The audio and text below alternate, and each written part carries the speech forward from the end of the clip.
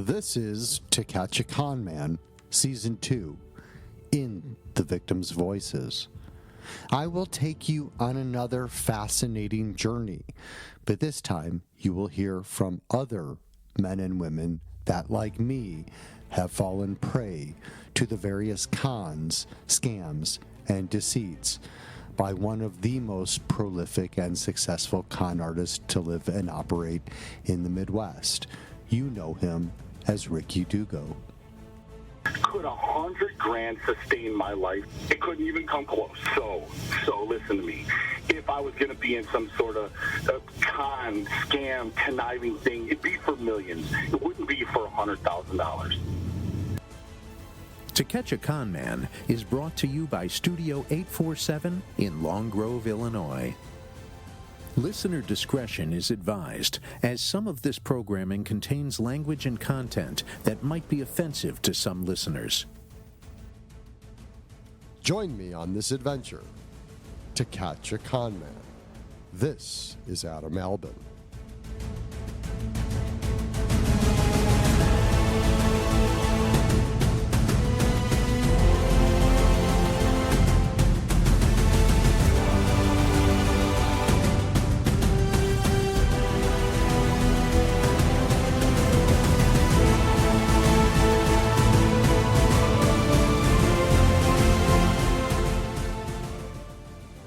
Coming up on this episode, we will hear part 2 of the Godfather story, one where Ricky Dugo took him and his family and friends on a wild ride for about $400,000. In 2018, you will hear about the meeting with the Lake County investigative team, whom brought in an FBI agent to listen in. The FBI visits his mother, and the Godfather learns of a scam that his mother never told him about, in a shocking allegation of how devious and low the conman will go to steal from the elderly. We are set up and ready to finish part 2 of the Godfather story. Here we go.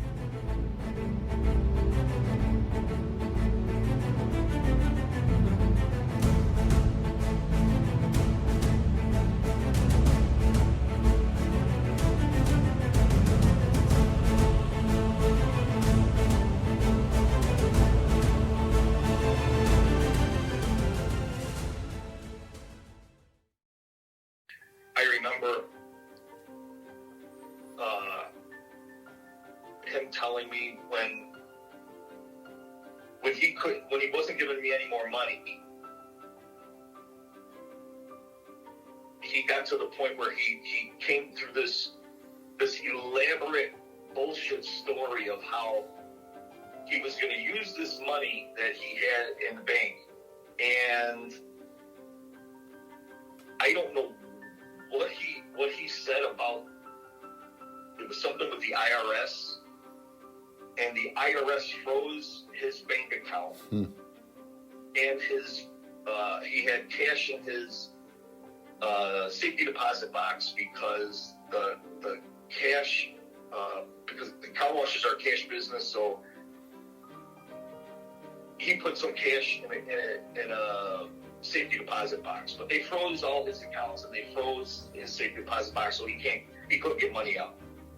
Right. So that's a one of his, again, rinse and repeat sayings. The IRS has froze my accounts. I need you to put this, and that into your name to help me out. I'll make the payments. So that's come up many times. Well, did anybody ever use the story? Because he said, I know they're watching my account. So he had some guy go over there to his safety deposit box and with a duffel bag, and go into the account, out into the safety deposit box, and see if he can open it, and then leave with the duffel bag. Don't take anything out, but leave with the duffel bag. And I don't know if he used that with anybody else, but I asked the guy that he said did this wrong. He's like, I don't even know what you're talking about. I never went anywhere with no duffel bag, and I'm certainly not going to try and get into somebody else's safety deposit box. So I don't know if he used that with anybody else, but that's part of the whole frozen account scheme that he planned that he went over with me. Yeah, no, that has not come up, but like I said, that doesn't surprise me. So I want to ask you, did you put a boat in your name for him?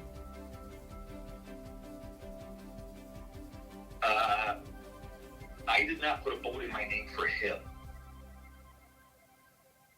We were going to buy a boat together. And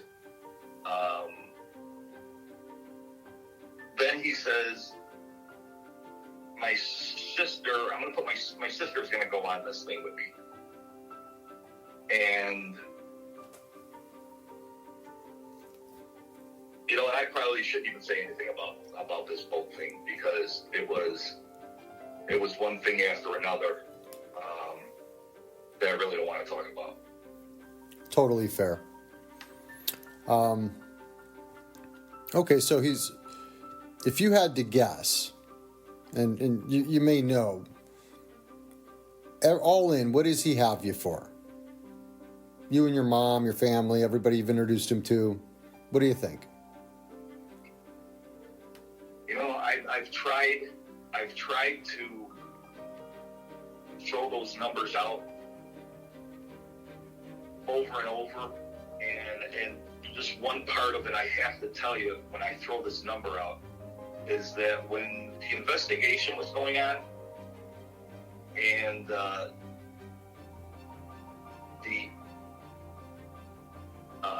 FBI agent went with me to go talk to my mom in the nursing home, something I didn't know, and probably my mom refused to tell me, but I overheard what she said, and she told him that Rick and Shannon went and got her, took her out to breakfast, and it happened a couple times, and told her that I was in trouble, and that I needed money or something along those lines, but convinced my mom to give these two, this guy, whoever she gave the money to, either Ricky or both of them, at least $150,000. Oh my God. Mm-hmm. My mom sold a house and then sold a second house that they had. And, well, she inherited a house and then sold the house that I grew up in. And that piece of shit went there and took the money from her, saying that I need it, and my mom would never tell me because she knew what would happen. Okay, I'm going to stop just for a second. I'd like, if you can, to think of the time. So you mentioned the FBI went with you during an investigation. Is this the investigation in 2018, 2019? Yes. Okay, so this is spurned by, we'll just say that myself and a bunch of others go to Lake County. I had forgotten that some of the victims out there did have the FBI present. I had never heard that part of this story. It had never come back to me. So you're saying at some point between 2012 and we'll call it like 2018, 19, Rick and Shannon on multiple occasions take your mom out to breakfast and convince her to give them $150,000 for money that you need because you're in trouble. That was the gist of it. Yes. That's on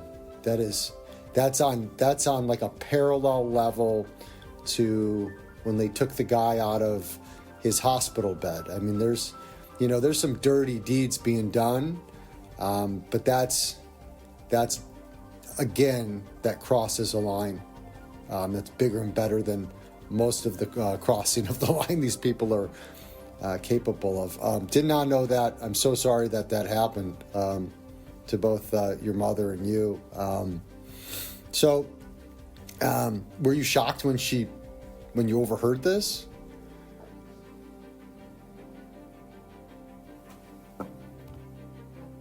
Hello? Well, shocked isn't the word.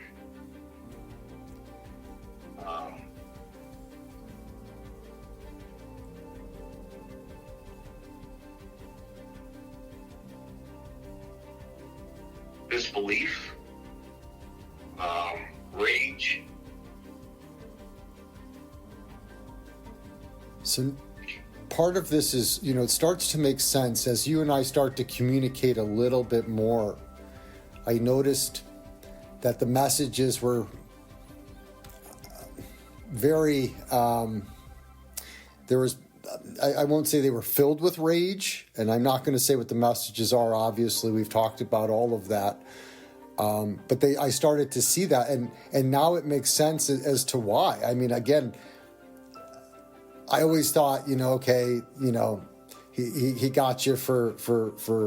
I thought it was partial ownership of the boat and some money. I that's just a different level. So.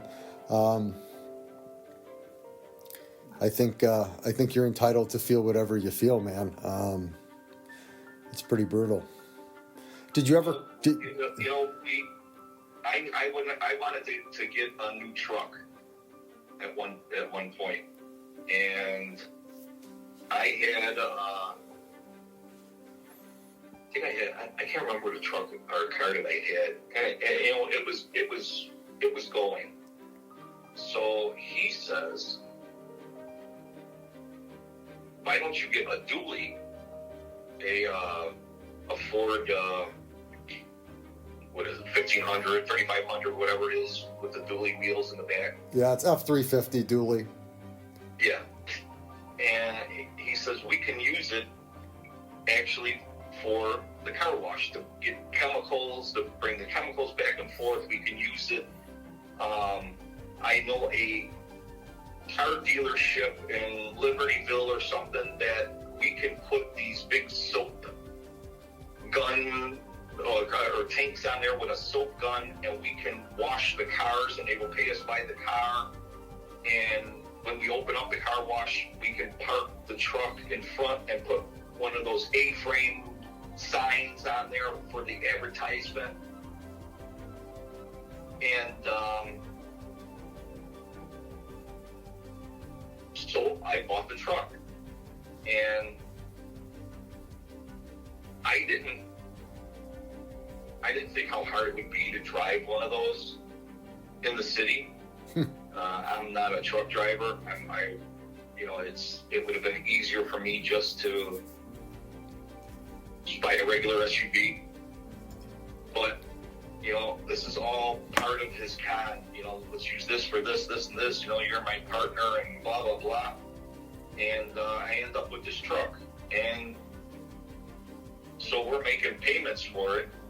And now that all this other stuff, I can't pay these other things. Well, now he stops putting in money for the truck, and he doesn't know it,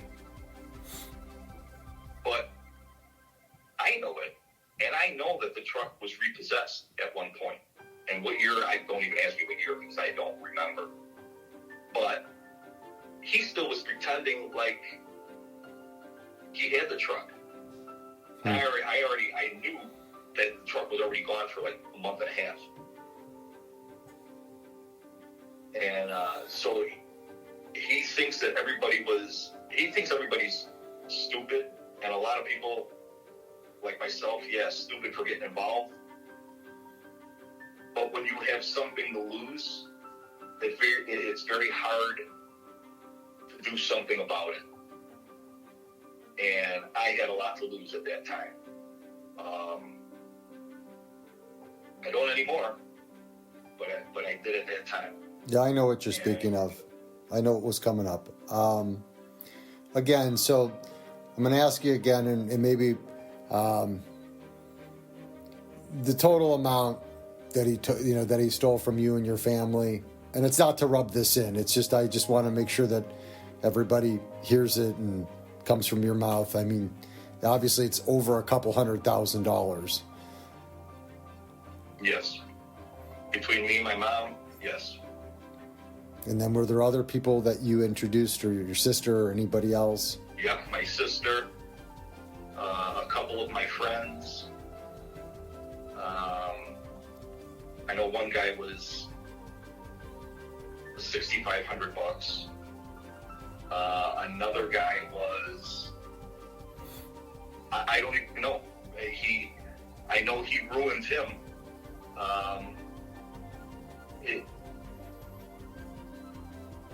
And at the time he was going through a divorce when this started to happen, and he said that he didn't have money for an attorney to fight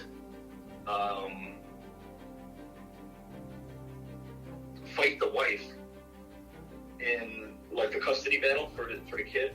Mm-hmm. Not so much as the custody itself, but her being able to move out of state, and he wanted to fight that, and he couldn't do it because he got wiped out by Rick.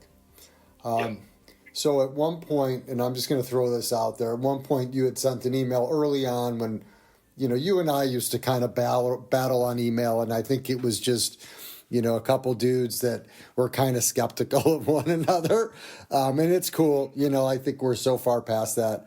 But at one point, let me add something to that. Now that you say that you and I, that wasn't until like I don't even know what year, 2019, 18. It started. You reached out in that time when the investigation actually started, somewhere around there. I had somebody by the name of, I believe it was Anthony Williams.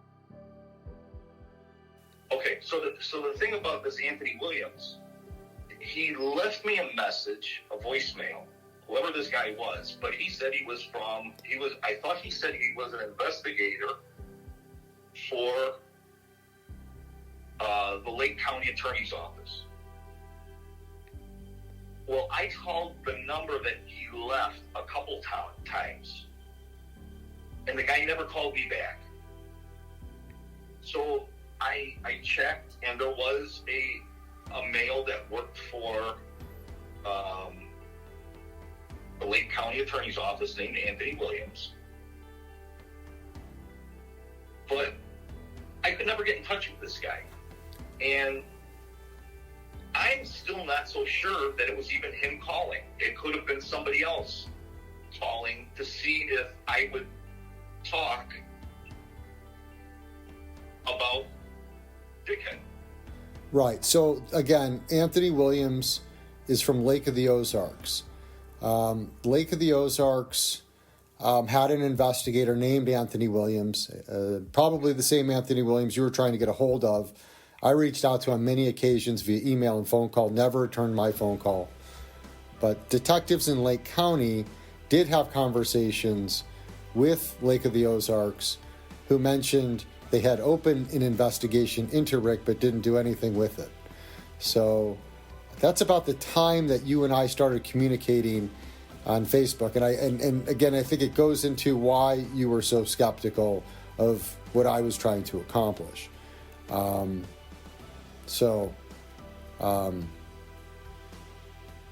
with you on the whole Anthony Williams thing. I'm with you on the whole Lake of the Ozarks thing. I think that they definitely could have done a lot more. But again, I don't know much about that investigator and if he was real or not, because I did not have an opportunity to talk to him. So, but I'm going to go back to something that you had said and this goes back to an email. You had said that he had taken your family and people that you knew for about $400,000 in total. Does that sound accurate? The one guy that I told you about, I don't know how much he got him from. Got him for, but I believe it might have been around 2. And I had conversation with him about it. It's not like he wanted to talk a lot about it, but so if you put him together with me, my mom, my sister, my other buddy, and one other person, it's 400,000. So when you say 2, that's 200,000, not just like 2,000 or a couple hundred. That's No. 2. No. Okay. No, 200,000. Okay. Just clarifying. He got him for. At one point, I thought he said, and I could be wrong, but he told me he got 50,000 in cash, and like 4 different Rolexes from him because he had such good credit, and I don't know what else. Jeez. But I know he really struggled for years because of him. For sure.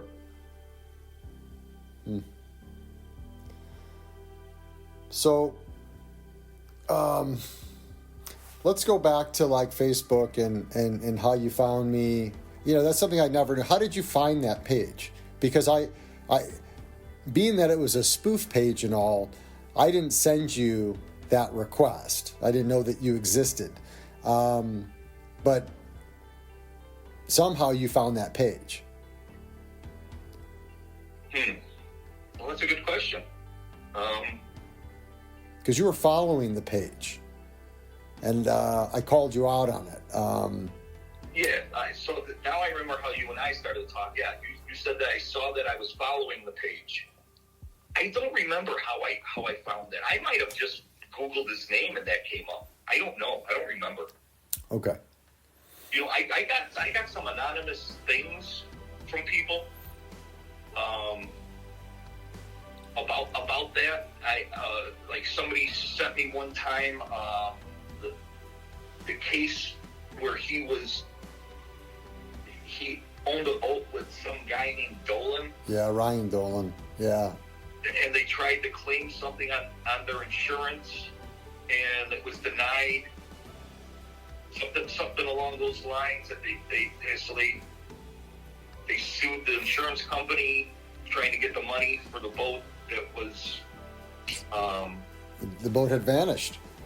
The boat was stolen. Yep. Well, the boat was stolen by a victim that had conned Rick, or that, I'm sorry, I should say that over. The boat was stolen by a victim that Rick had conned, and after Rick played his little games and shenanigans and wasn't willing to pay the guy back, the guy found out where the boat was being stored and went and had it. So the story is that he had it chopped up for parts and sold the motors so that he could recoup some of his losses. And then the sad part is that Ryan Dolan was left holding the bag on a $491,000 mortgage for a boat that now didn't exist. Yeah. So okay. that's it was actually the transcript. I believe it was the transcript of the loss of that trial. Somebody sent me. Yeah. Yeah. So it was that, and it was some anonymous emails, and it was. I don't remember what. I don't know. I honestly don't remember where I seen that first. Don't get conned by Rick, whatever that thing was, where they were standing there, in bathing suits or something. Yeah, that was right. That's the one you're talking about, right? Yeah, I mean that's like a link to the Dirty. The Dirty, yeah. Yeah, the Dirty didn't come out until May 29th of 2018. The next day, the Facebook spoof page came out. Yeah, I mean, you've been there in the background. I know that you worked with, investigators.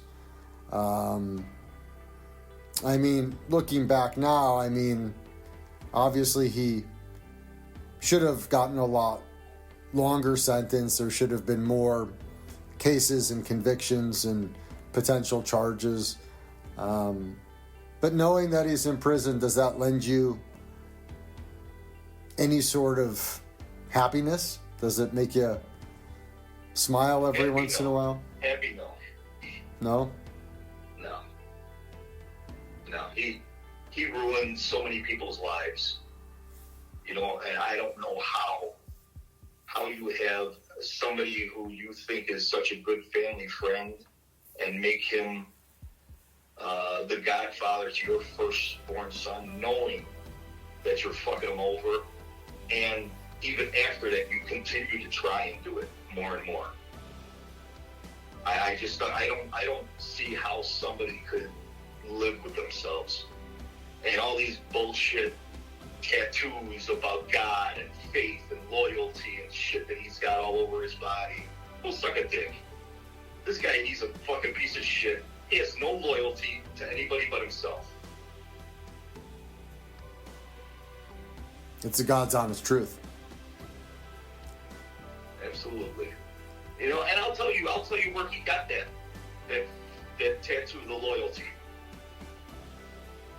We were talking about tattoos one day, and I said, I'm going to get a tattoo that says loyalty on my forearm. Sure as shit, a month later, he's got that tattoo. I go, where'd you get that idea? And he's like, I always thought I wanted, something like this. I'm like, you fucking liar. I told you I was going to get that tattoo. And he laughed about it, but, so that's another tattoo I couldn't get. Yeah, on his other forearm, he has faith. Faith, yeah. He's got faith and loyalty. He's got some Bible scriptures on his arm somewhere. And all of that is part of, it's all part of his it's all part of his bullshit. I'm going to hop on what you said. It's all part of his bullshit. Is there anything that you want to add? Is there anything that you forgot? Is there anything that,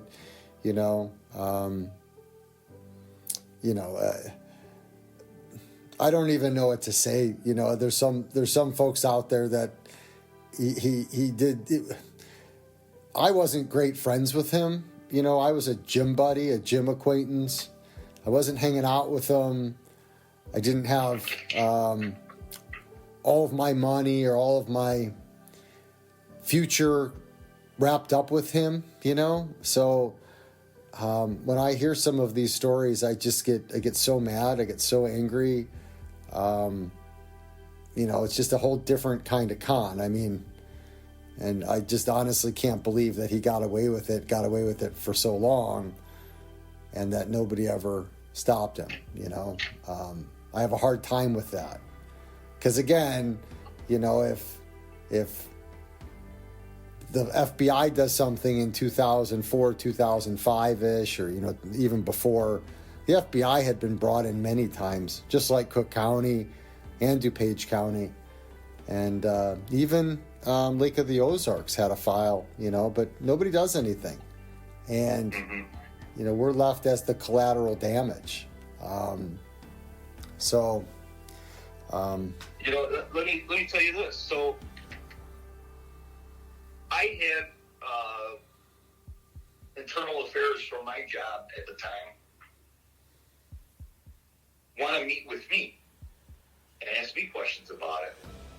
And they're like, you're welcome to have a lawyer present. I said, I don't need a lawyer present. I said, I'll tell you whatever you want to know. I've done nothing wrong. I don't have anything to hide. the same thing with the FBI. I told my boss at the time, I said, I'm going down to the FBI building on Roosevelt.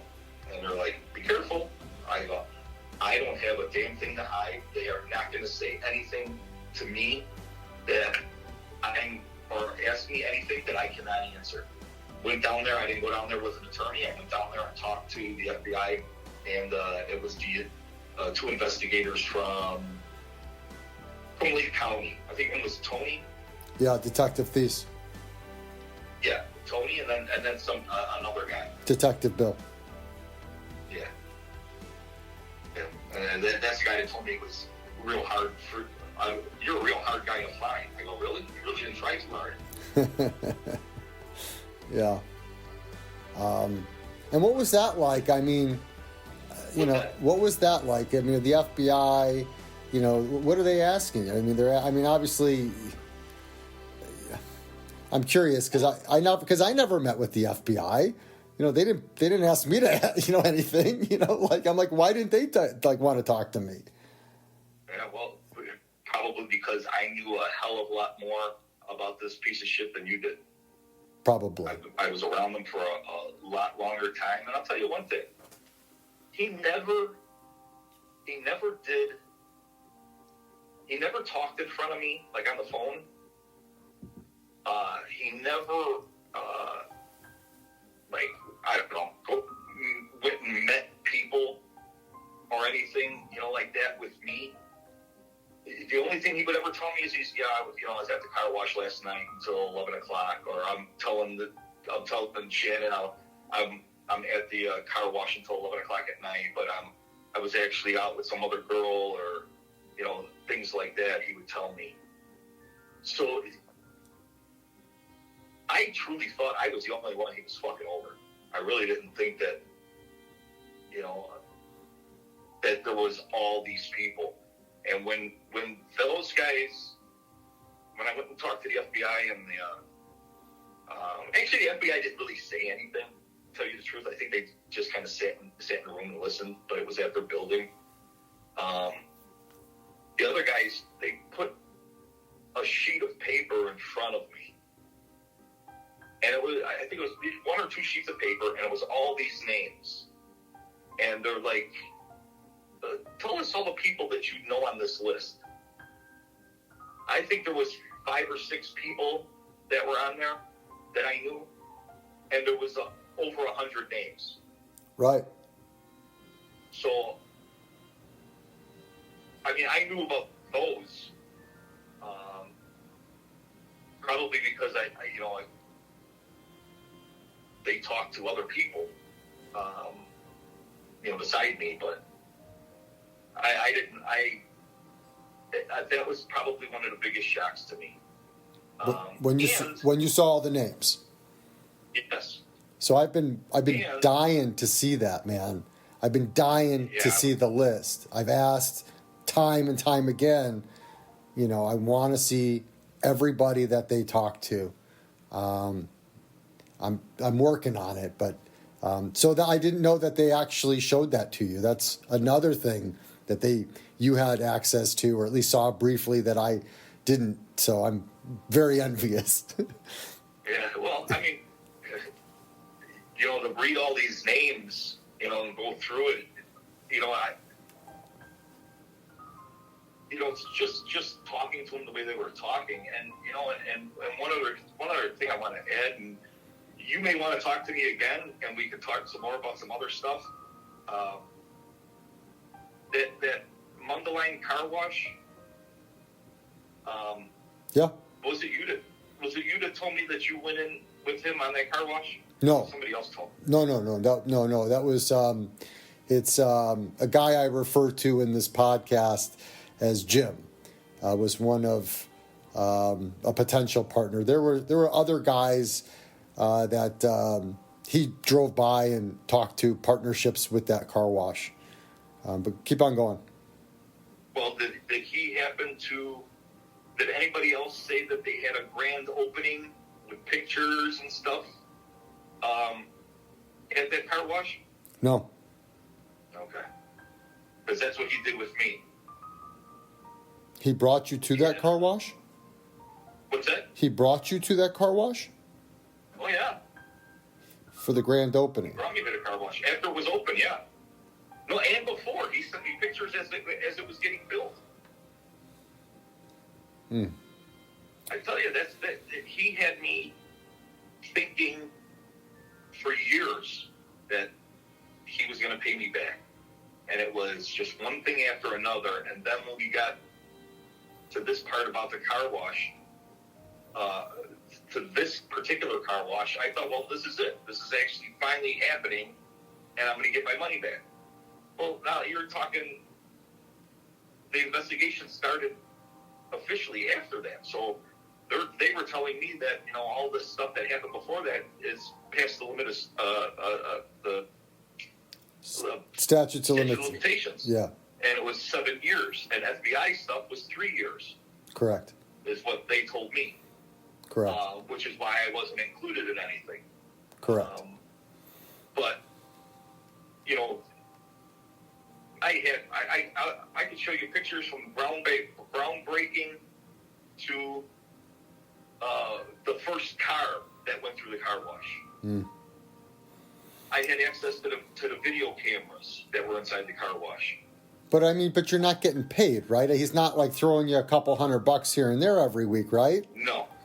Right. No. He actually, my son actually worked there, and he didn't pay my son, so I ended up paying my son, $100-something or something for like working one day, and then he worked there again, and never paid him. And he was always like, "Oh, you want to get your kids? We'll let them wash the cars. We'll take them, to the car lot when we do the drive thing." And the car wash thing inside for the cars on the car lot. And then when I started thinking about it, I would say, yeah, they're in. You want them to come tomorrow? Yeah, no, we're canceled for tomorrow. And finally, when I started pushing the issue, he's like, "Oh yeah, we lost that contract," or whatever he called it, and they're somebody else is doing it for half the price, and we just can't do it for half the price with the chemicals that we use.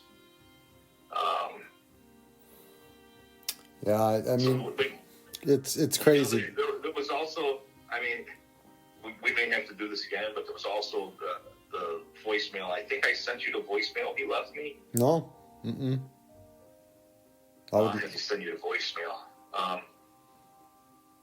At one point, when I questioned what was going on, he got mad and called me. I didn't answer the phone, and left this voicemail about, "Don't listen to what all these people are saying or something, and don't listen to my ex." And told me and gave me a location, because at one point he was talking about having a car wash service in a parking garage somewhere. And we would have these spots, and they were cutting the grooves and stuff for the car wash so that the water would drain off a certain way. And when I questioned where it was, he wouldn't tell me. But then he got irate about it and left me this message, and I'll send you the message. But it was about, don't listen to these people. The reason I haven't done this and this with the car wash, with the parking garage, and I don't remember what his reasoning was, but he says exactly, admits that actually that he already did this. Has this car wash, or is in the process of getting this place in the parking garage already. And so the interesting thing, it never happened. It never happened. The interesting thing is, you're 2010, 2011-ish, maybe a little bit after.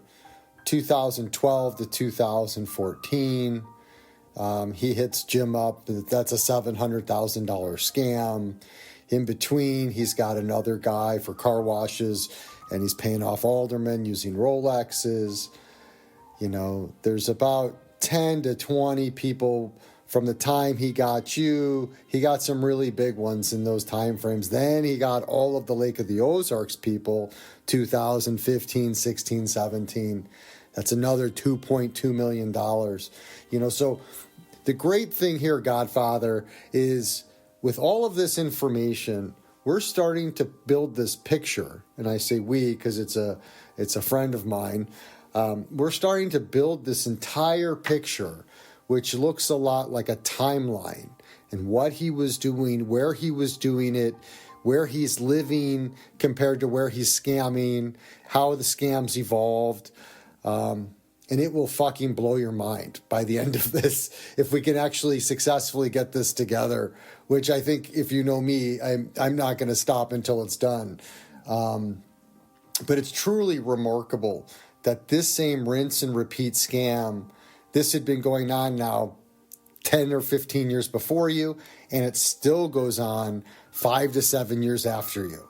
So it's crazy. So the Mundelein car wash, really quick, just so you know, Rick did get sued for not paying his employees' wages, never paid them their wages. He was also sued by the gentleman that owned the land and the lease for that building. Rick did not pay and eventually was taken to court. And there's a $191,000 settlement out there for all of that. So every piece of it is bullshit. I mean, again, from him not paying your kid to him not paying the other employees to not paying for the building and the land. And eventually, just like everything else, he gets evicted.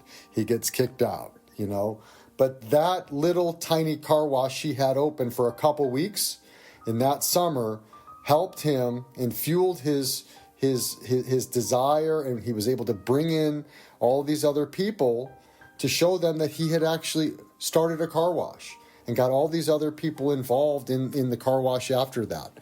So just fucked up, Yeah. All right, we're coming up on about an hour and a half. I'm more than happy to. No, I know. I knew this was going to be almost 2 hours. But is there anything else that you want to finish with? I know that you well, I'll say this, and if we have to cut it out, I'll actually snap my fingers just so that we know to mark this. But I know you've always had a beef with his wife. And does that beef, is it based on the story that you told me about the two of them, Rick and Shannon, going out and taking your mother out for breakfast? No. I never liked her in the first place. I always thought there was something about her.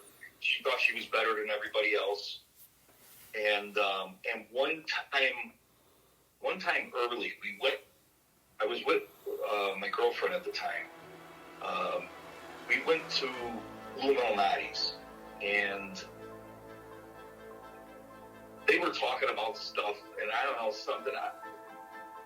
They mentioned something about,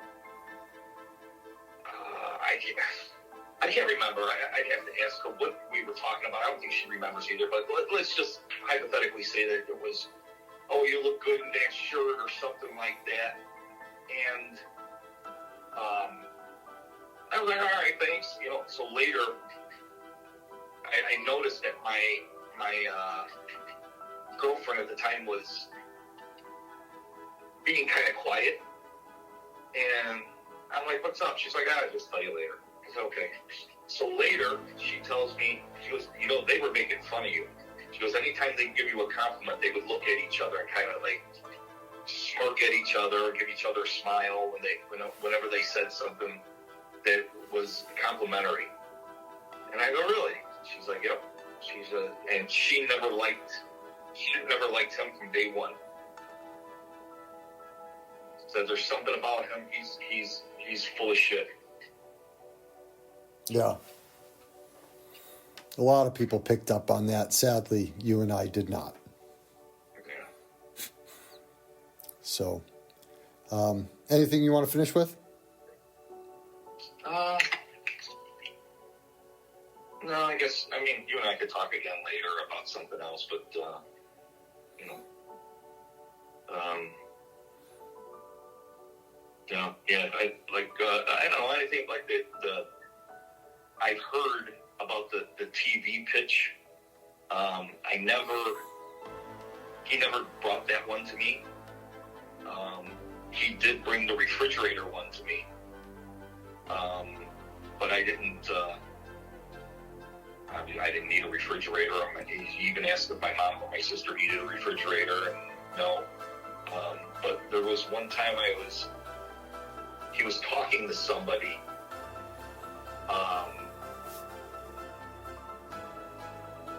I don't know if he had a second phone or he was talking to somebody in person, but I don't remember hearing the other person's voice.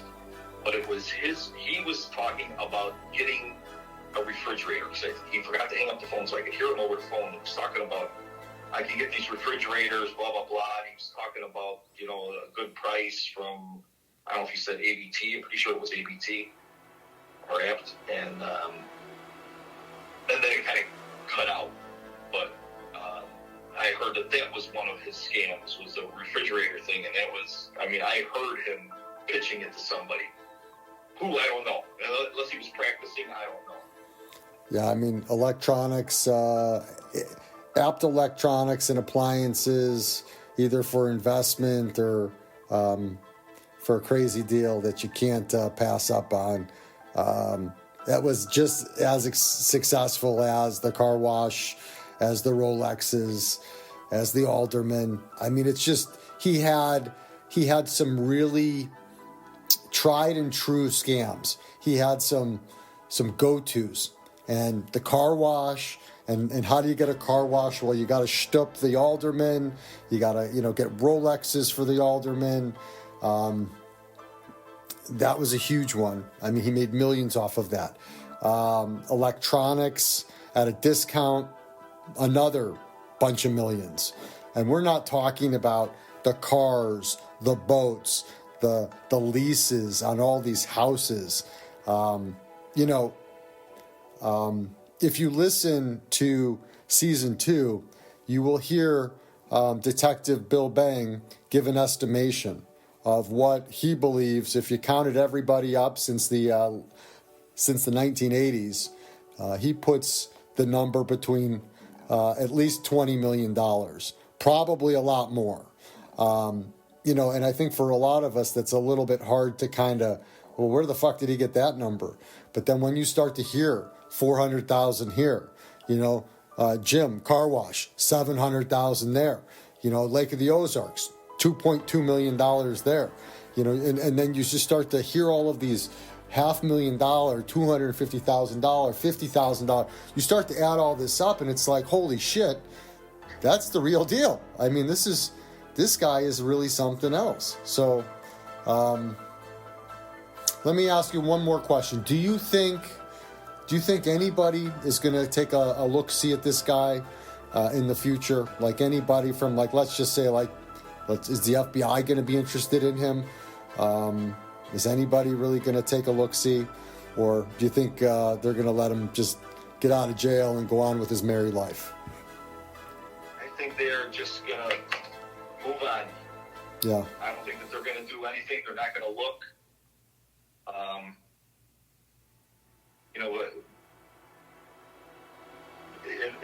Like they told me, federal stuff is only 3 years. So when he gets out, if he he's supposed to get out in 3.5 or whatever it is.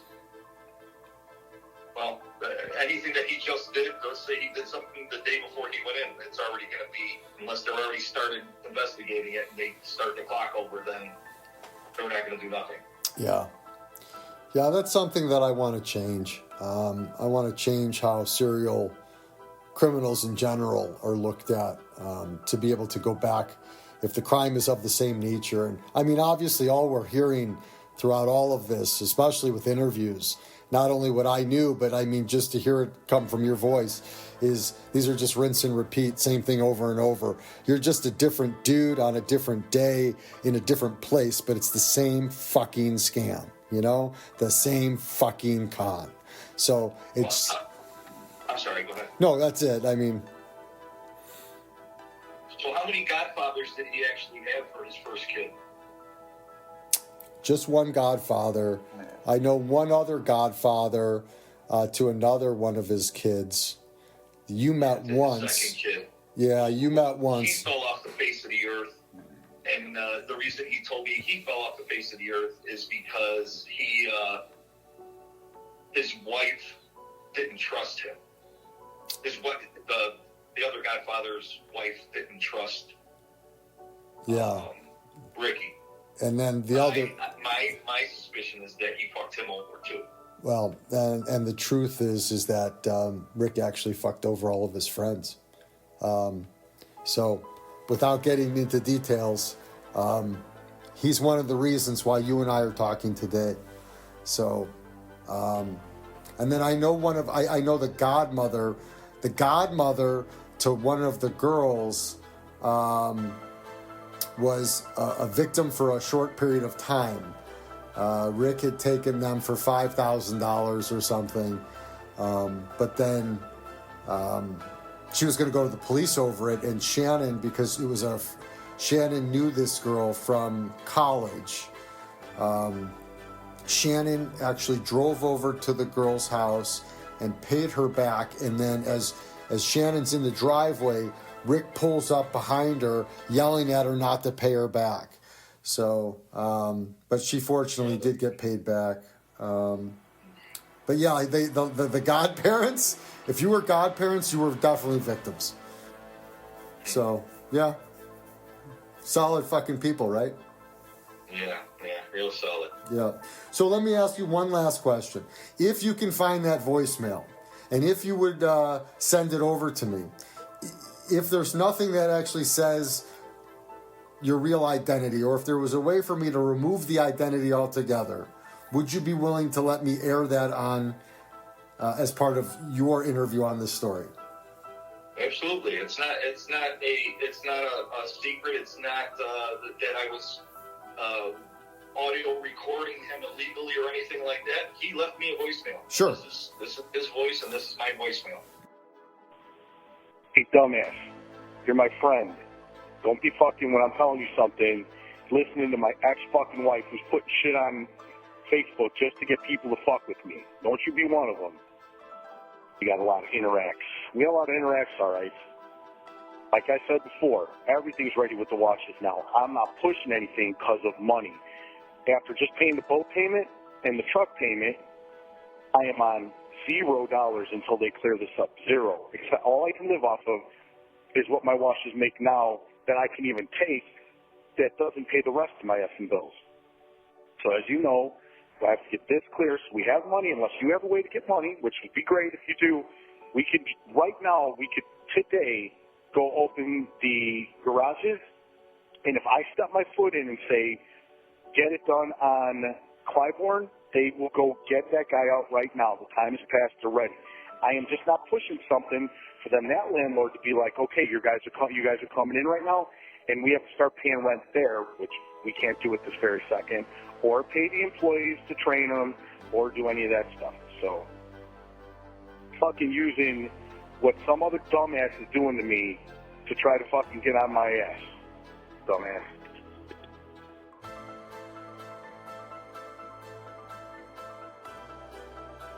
Awesome. All right, man. I would love to have some further conversations with you, totally off the record. But I'm going to wrap up. I really appreciate your time. I know that this isn't always a joyful experience, but it's important that your message in your story gets out. It just adds validation, and it'll be hard for anybody to discredit all of the hard work that's been done. We have so many victims to talk to, so I definitely appreciate it, man. Thanks for being the Godfather. And by the way, just for the record, the Godfather is like the ultimate name for anybody on that in the podcast. I mean, just as an FYI, it's classic. Yeah. I mean, it's Well, in my family, my friends, to be somebody to ask you to be the godfather to their first child is a huge honor, and it wasn't really an honor at all. It was more of just another breadcrumb along the road to keep me in line. so it was all part of the con. Yep. It sucks. Well, I can only hope that it doesn't happen to you again. So yeah. Well, I'll tell you a different story, but yeah, it kind of happened again. Something similar, not similar, but a guy I trusted using, not paying me rent for a long time. A guy that I trusted. So, yeah.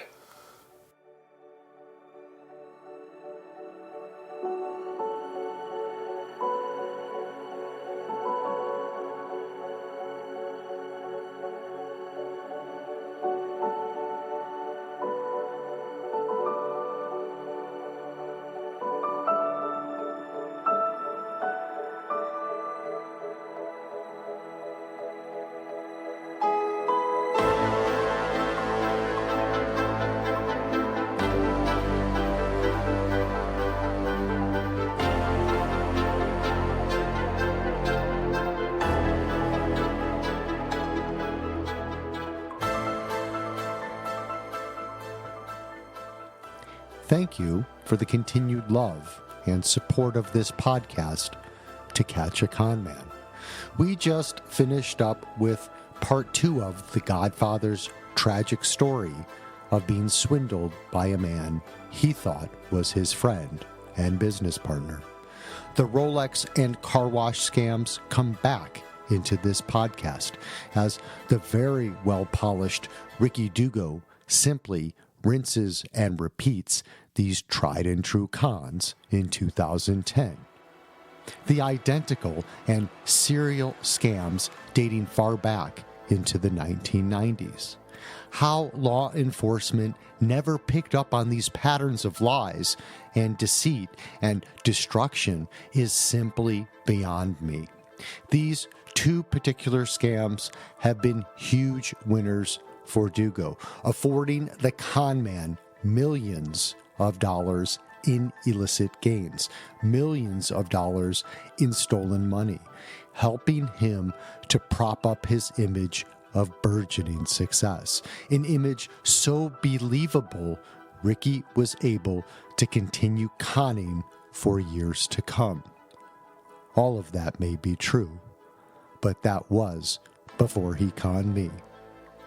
Coming up next time, we will fast forward to 2019 and meet a man that met Ricky Dugo while working at a high-end car dealership in Libertyville, Illinois, a victim that was never supposed to happen, as the warnings and investigation were already in full swing.